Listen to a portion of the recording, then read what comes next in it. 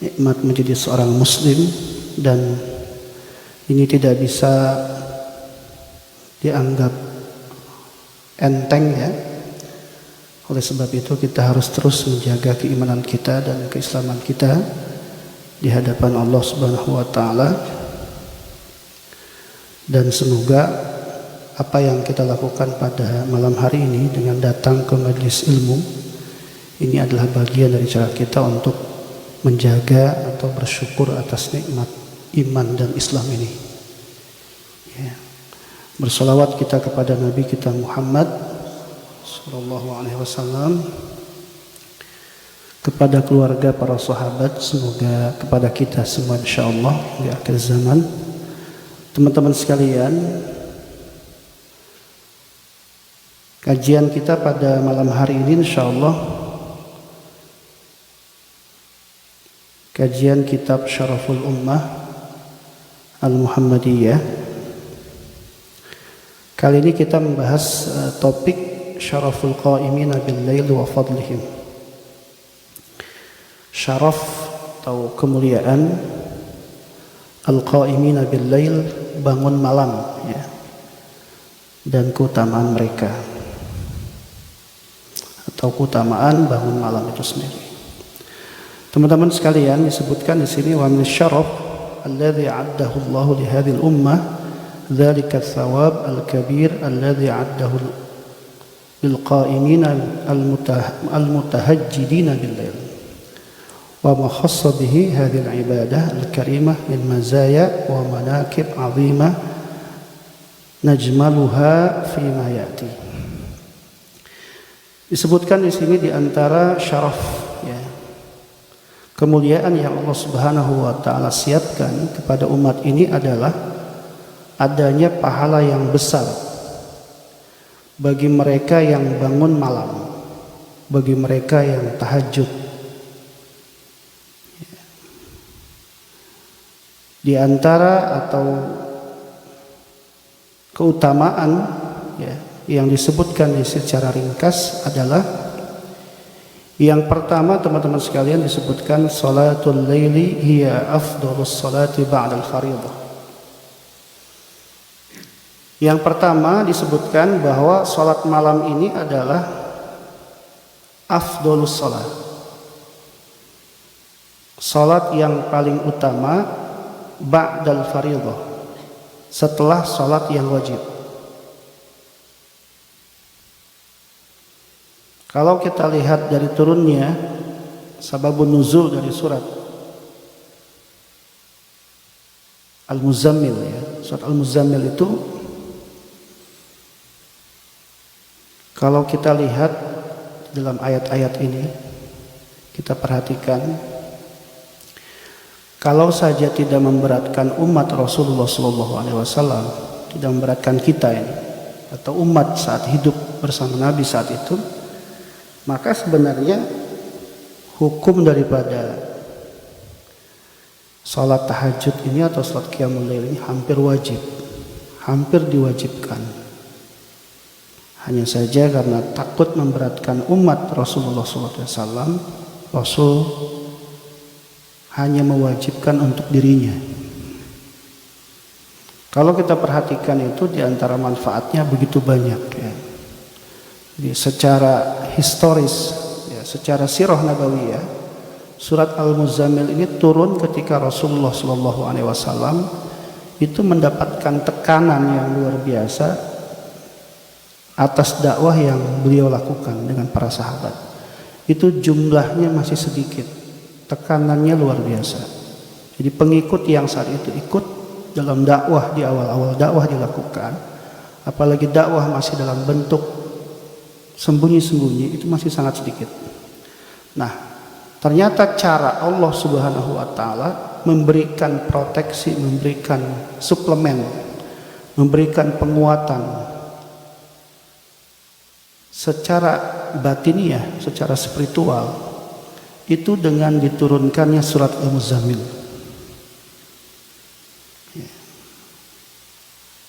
Jadi kita ini, teman-teman sekalian, kalau kita tidak punya proteksi keimanan yang cukup baik, itu pasti bobol terus. Kita nih, kualitas kita memang seperti itu. Kemungkinan bobolnya besar, kemungkinan melencengnya besar.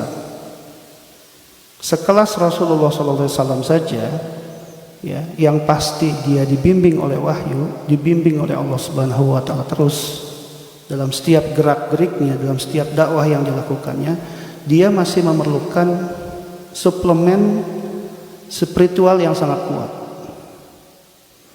Dan suplemen spiritual yang sangat kuat yang diajarkan oleh Allah Subhanahu Wa Taala itu adalah melalui salat malam. Kalau kita lihat dalam Al-Quran itu salat malam, surat Al-Muzammil itu misalkan di situ ada kalimat fasbir ala ma yaqulun wahjurhum hajran jamila. Fasbir ala ma yaqulun, maka bersabarlah atas apa yang mereka lakukan dalam bentuk intimidasi. Jadi orang kafir tuh ngomong macam manapun, kalau orang itu kualitas keimanannya bagus, itu akan tetap bisa bertahan. Fasbir ala ma yaqulun wahjurhum hajran jamila. Tinggalkan dengan cara yang baik. Jadi kualitas kita, hadirin rahimakumullah, teman-teman sekalian, kualitas kita itu sebenarnya sangat dipengaruhi oleh kualitas kita dalam hubungan kepada Allah Subhanahu Wa Taala. Ya. Kualitas doa kita, doa saja, doa itu kan rengekan kita kepada Allah, permintaan kita kepada Allah, curhat kita kepada Allah, itu akan semakin dianggap serius di hadapan Allah Subhanahu Wa Taala ketika dibarengi di tempat yang paling mulia atau tempat yang paling besar ijabahnya, tingkat mustajabnya, yaitu di saat kita bangun malam, saat kita di sepertiga malam. Ada seorang ulama mengatakan begini, orang itu akan dianggap serius mintanya sama Allah ketika dia mintanya di sepertiga malam. Baru dianggap serius dia. Berarti kalau kita minta di luar sepertiga malam, sebenarnya tingkat keseriusan kita belum terlalu besar. Bayangkan di waktu itu malaikat turun mengaminkan. Langsung di waktu itu tidak ada orang yang melihat satupun. Ya. Itu adalah ibadah khafi, ibadah yang sembunyi-sembunyi, yang kalau kita sholat berjamaah orang masih lihat, ya kan?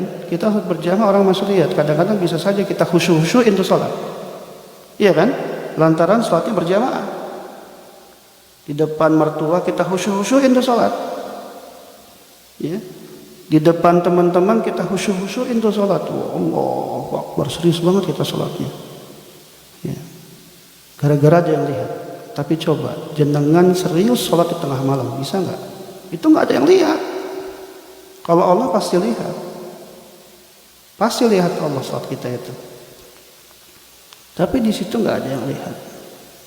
Maka kualitas personal, kualitas kita secara pribadi, kenapa kemudian bisa Rasulullah ya begitu besar atau begitu kuat mampu menghadapi setiap tantangan dakwah yang Rasulullah hadapi di masa itu suplemennya salat malam, teman-teman. Ya, makanya di sini yang pertama disebutkan ya bahwa salat malam ini adalah salat paling terbaik, salat paling utama setelah salat yang diwajibkan. Tentu yang pertama yang diwajibkan adalah sholat 5 waktu itu sendiri. Dia nggak ada gantinya. Artinya seseorang kalau misalkan dia nggak melakukan sholat malam nggak ada masalah sebenarnya. Sama sekali nggak ada masalah. Ya, secara hukum dia tidak wajib kan, dia hanya sunnah muakkadah. Tapi sekali lagi kemampuan orang untuk bisa survival, untuk bisa menghadapi segala turbulensi dalam kehidupan. Hidup ini kan berat, teman-teman. Hidup ini berat. Setiap orang punya ujiannya masing-masing. Ada yang sudah menikah, belum punya anak. Ada yang sudah punya anak, anaknya cacat. Ada yang sudah punya anak cacat, usianya cuma sebentar. baru bersama meninggal. Ada yang sampai bertahun-tahun cacat misalkan. Ada yang sudah punya anak nggak punya pekerjaan. Ada yang sudah punya pekerjaan kekurangannya luar biasa. Ada yang belum nikah, berat semua dah. Kasihan ya. Kalau kita mau bilang hidup ini ringan, kayaknya nggak mungkin. Ya, setiap orang punya part, punya bagian masing-masing, ya dengan ujiannya masing-masing. Ya, hari ini orang ya berlomba-lomba bukan lagi mendaftar untuk bekerja di Indonesia, tapi orang berlomba-lomba untuk dipecat atau dikeluarkan dari pekerjaan, dan jumlahnya besar. Dengan hari ini di sini, dengan nikmat udah bisa sampai ke Korea, ya. Kalau kita melihat fenomena itu sangat bertolak belakang. Kalau kita di sini malas-malasan, nyari kerja begitu susah. Ya, tapi bisa saja sudah sampai sini pun cari kerja nggak dapat, bisa saja. Ya. Banyak sekali ujian yang kita hadapi. Kalau kita tidak punya hubungan yang kuat dengan Allah, kita itu rapuh teman-teman, kita itu lemah teman-teman. Ya. Maka Nabi sendiri saja itu pun membutuhkan suplemen yang begitu luar biasa untuk menghadapi segala macam intimidasi, baik berbentuk verbal ataupun non verbal. Ya kan, dakwah Nabi kan luar biasa. Jadi ujiannya nggak cuman verbal, nggak cuman dibully gitu, difitnah, nggak cuma itu. Bahkan di antara para sahabat ada yang disiksa, ya, luar biasa. Ya. Maka yang pertama yang ingin saya sampaikan, ya, berangkat dari apa yang disampaikan dalam kitab ini, Salatul Laili afdhalus salati ba'dal fardhah, dan kemudian saya hubungkan dengan sirah nabawiyah, bagaimana proses Nabi menghadapi dakwah dengan begitu beratnya. Ini kalau tidak ditopang atau tidak didukung oleh kekuatan spiritual yang luar biasa dalam kehidupan, ya seperti yang dihadapi Nabi dalam dakwah-dakwah tadi, saya kira kita rapuh, kemungkinan ya jauh dari masjidnya lebih besar, kemungkinan ya kita itu bisa menghadapi segala ujian-ujian yang ada itu juga sangat kecil kalau kita jauh dari Allah Subhanahu wa taala. Walaupun nanti pada bagian tertentu masing-masing orang itu punya caranya masing-masing untuk dekat sama Allah. Artinya berangkat dari firman Allah, fattaqullah mastata'tum, itu bertakwalah kepada Allah dengan semampu kamu. Maka bisa saja ada orang yang bisa salat malam, ada orang yang nggak bisa, ada orang yang dengan salatnya rajin ke masjid, ada orang yang kemudian dia itu rajin puasanya. Masing-masing orang punya cara untuk bisa memberikan suplemen bagi dirinya secara spiritual.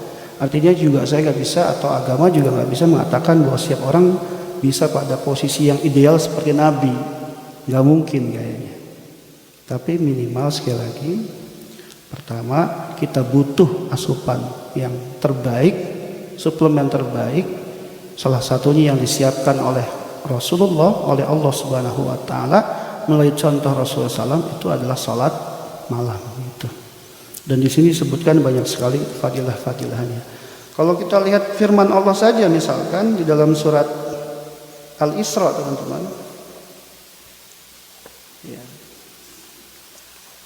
Surat keberapa? Surat ke-17 ya.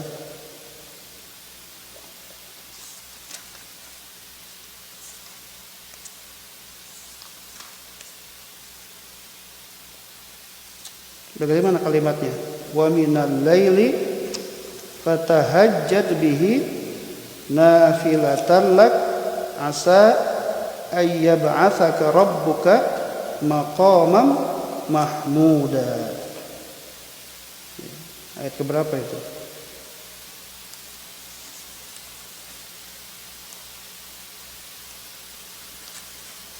Wa minal laili, ya, dan di antara atau di antara sebagian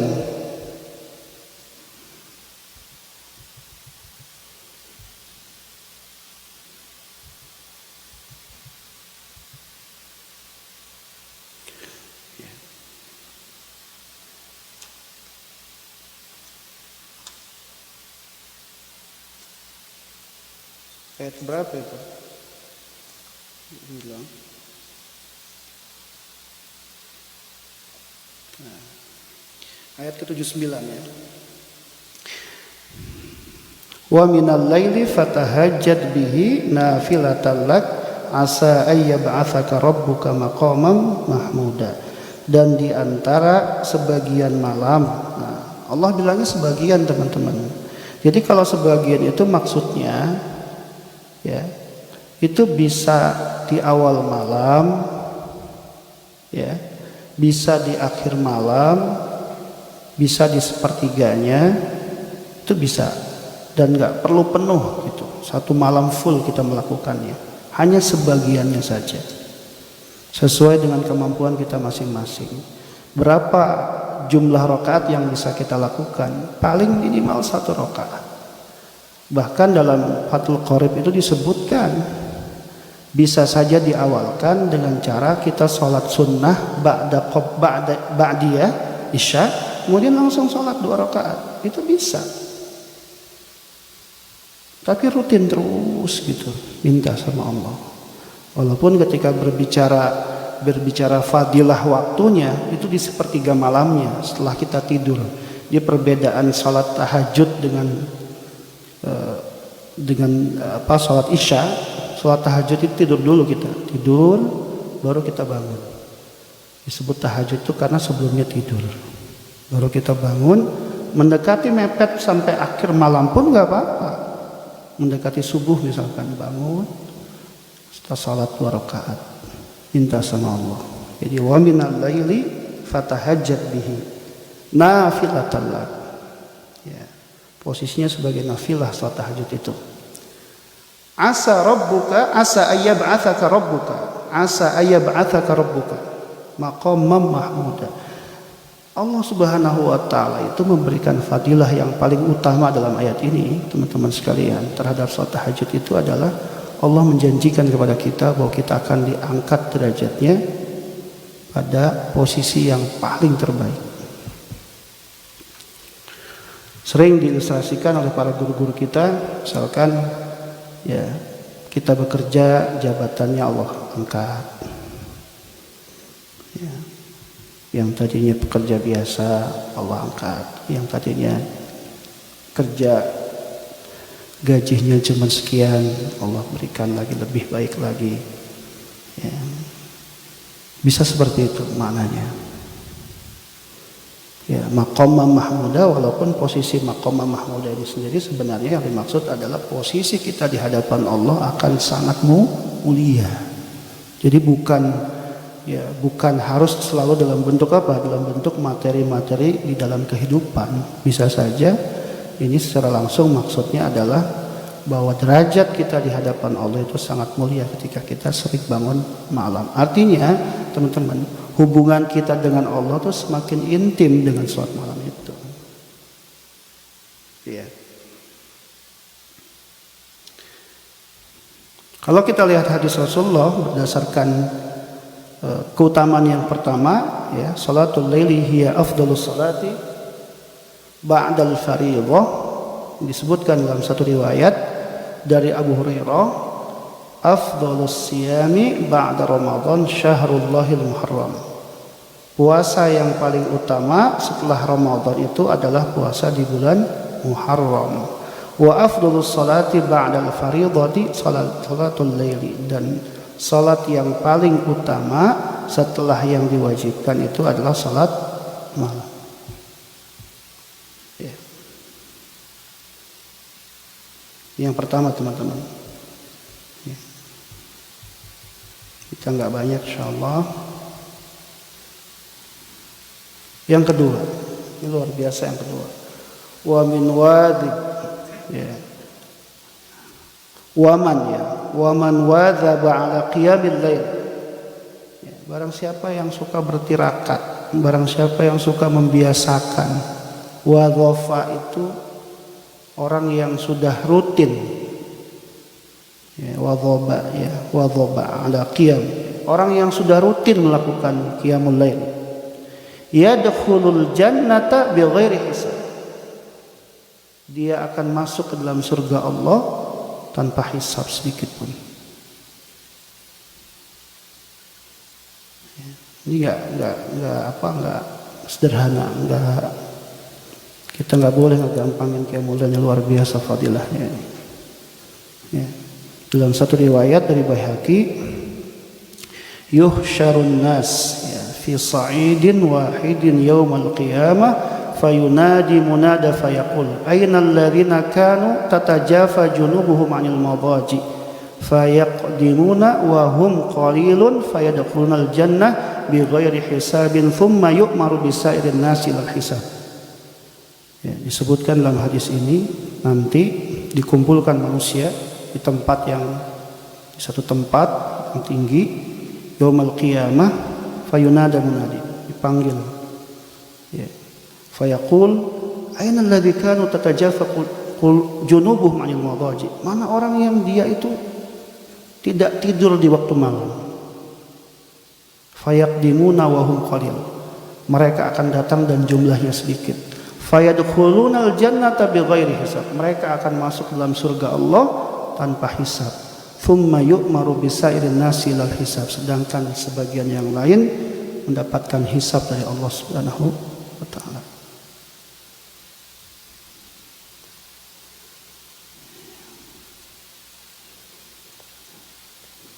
Luar biasa teman-teman.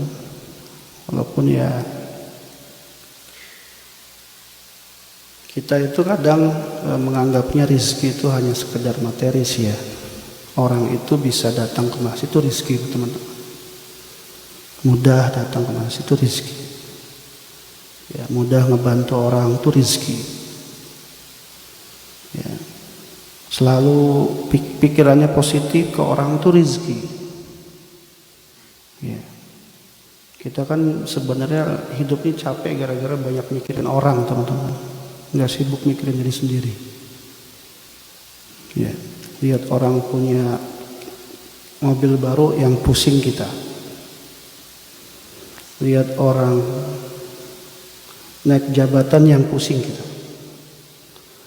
Ya kan? Apalagi lihat orang punya kipas angin yang kepanasan kita. Itu. Kita ini pusing karena itu sebenarnya. Kalau kita sibuk dengan diri kita saja, ya, walikulli wijhatin huwa muwalliha fastabiqul khairat. Setiap orang itu punya sisi positif masing-masing.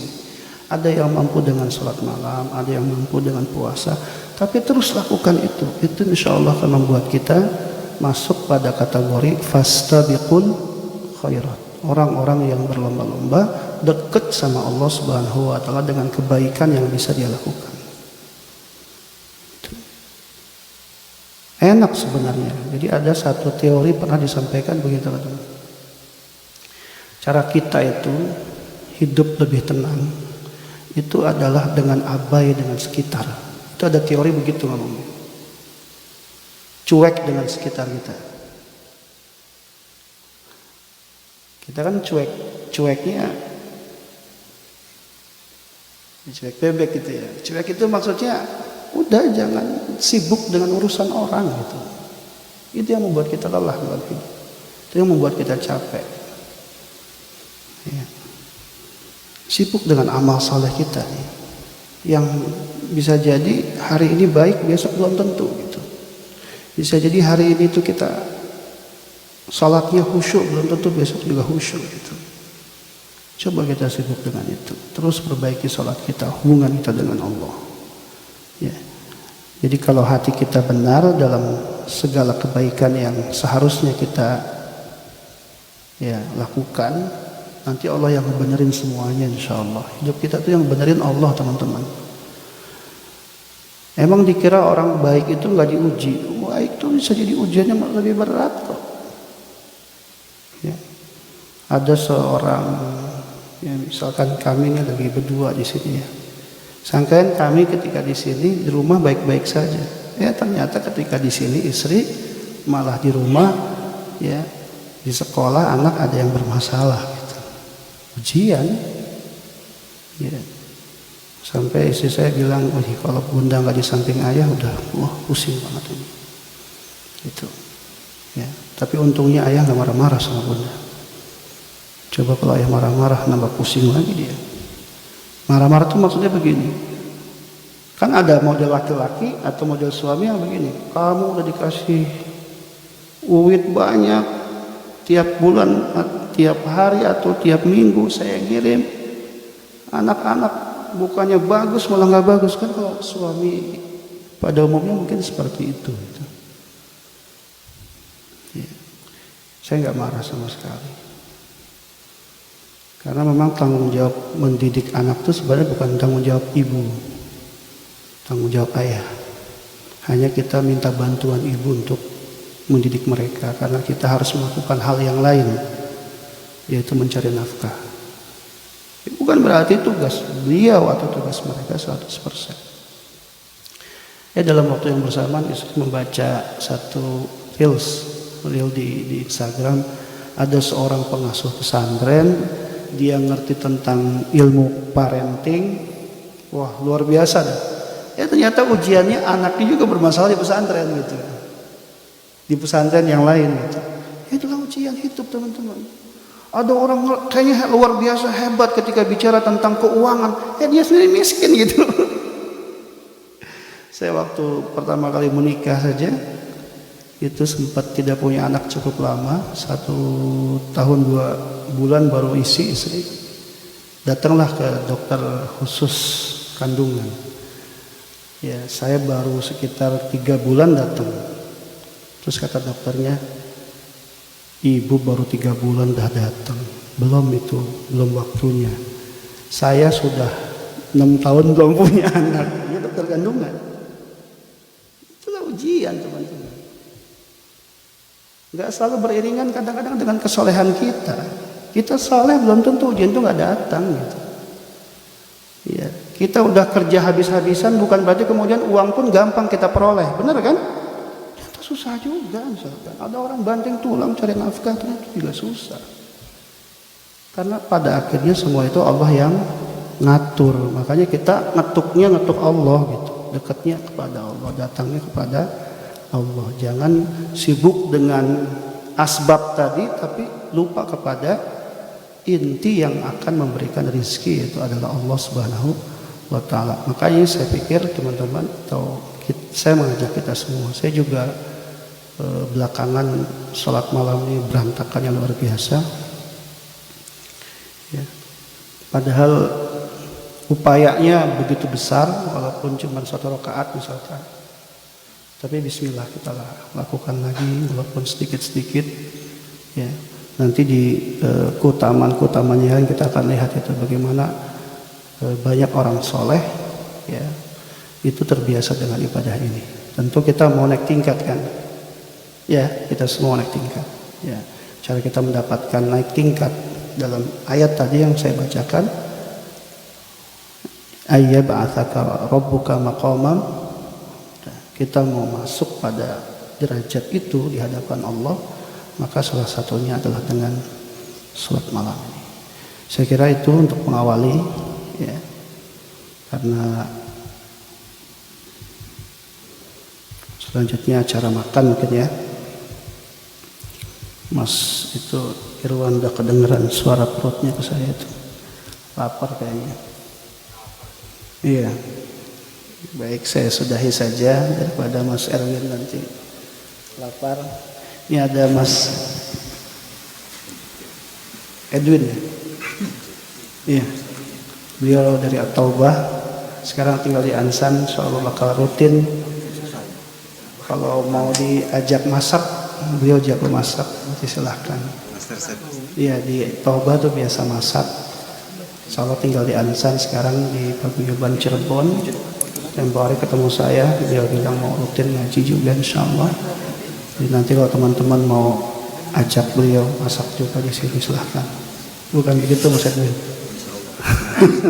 Udah kelihatan dari pecinya. Oh, dari pecinya, chef ya. Baik, dari saya kira itu dulu teman-teman sekalian. Jika ada pertanyaan monggo, 1-2 pertanyaan. La'afu minkum. Assalamualaikum warahmatullahi wabarakatuh. Waalaikumsalam warahmatullahi wabarakatuh. Nggih, pada teman-teman Monggo apabila ada pertanyaan dipersiapkan. Terima kasih Pak Ustadz atas ilmunya, semoga bermanfaat untuk kami dan kembali ke panjenengan. Monggo teman-teman, ada yang ingin bertanya?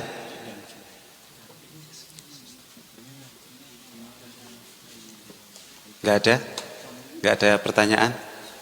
Apa makannya kapan gitu aja, enggak apa-apa loh. Nggih, monggo.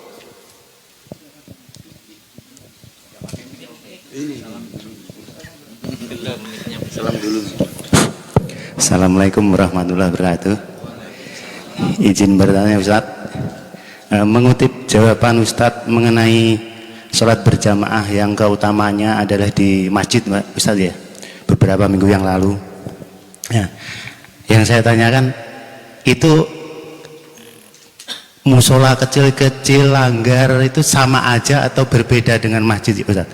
Soalnya kejadiannya di tempat saya itu gini, antara masjid dan langgar itu jaraknya itu masih ideal gitu Ustaz, deket-deket, sangat berdekatan. Bahkan tiap RT itu di tempat saya itu ada musola.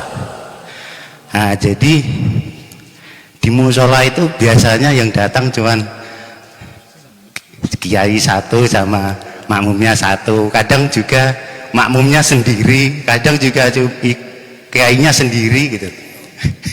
Jadi adzan sendiri, koma sendiri, sholat sendiri, seperti itu. Jadi utamanya itu kita itu ke tempat yang mana gitu. Sedangkan tempat itu ideal semua. Saya jalan kaki ke masjid juga dekat, ke musola juga dekat, bahkan masjid, antara masjid dan masjid juga cuman paling 100 meter. Ada masjid depannya, seberangnya itu musola, seperti itu Ustaz. Terima kasih, mohon jawabannya Ustaz. Matur suwun.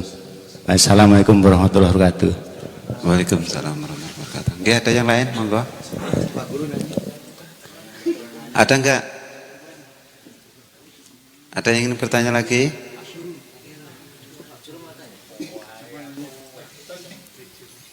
Enggak ada?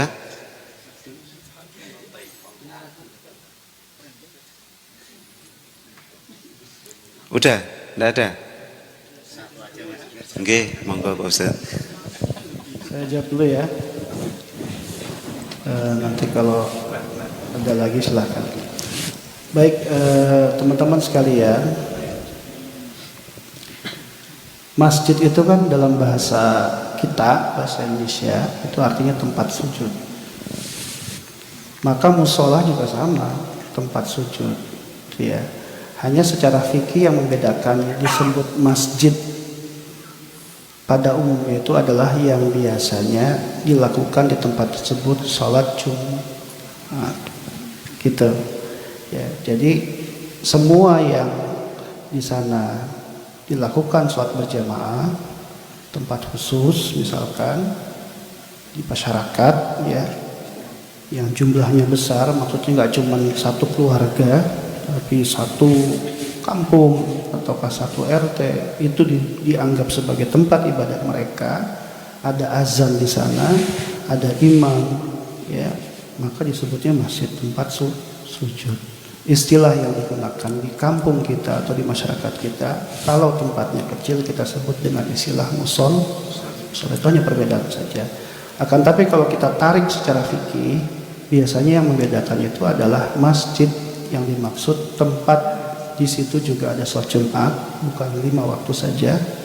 Dan yang satu lagi, biasanya kalau musola tidak ada sholat Jumat karena tempatnya sangat kecil, seperti itu. Jadi kalau jenengan suatu waktu mau datang ke masjid yang jaraknya juga tidak terlalu jauh, monggo. Jenengan mau datang ke musola juga monggo. Dua-duanya punya pahala yang sama. Kalau kita datang berjamaah di sana, maka kita mendapatkan pahala 25 atau 27 derajat, seperti itu. Ya, jadi nggak usah juga, wah ini musola pahalanya lebih kecil karena tempatnya kecil gitu ya. Apalagi kita mau sholat sampai ini masjidnya beda sama saya, jangan juga ya. Silahkan datang masjid manapun yang ada di kampung jenengan, ya, makmurkan. Ya, memang itu fenomena yang ada di daerah kita. Imamnya dia, yang azan dia, Udah gitu yang azan dah tua, suaranya udah mau habis gitu kan. Allah. Dia juga yang imam gitu kan. Dia juga yang makmum gitu. Kadang-kadang makmum datang setelah rakaat pertama sudah dimulai, itu pun jumlahnya nggak banyak misalkan. Itulah realita kita. Masih banyak tidak sesuai dengan jumlah jamaahnya. Ya kita kalau pulang ke Indonesia, teman-teman sekalian mohon ya diramaikan. Ya mohon didatangi masjid-masjid yang ada. Jangan sampai kita juga jauh ya, seperti itu. Insyaallah berkah hidup kita kalau kita sering datang ke masjid. Silakan lagi.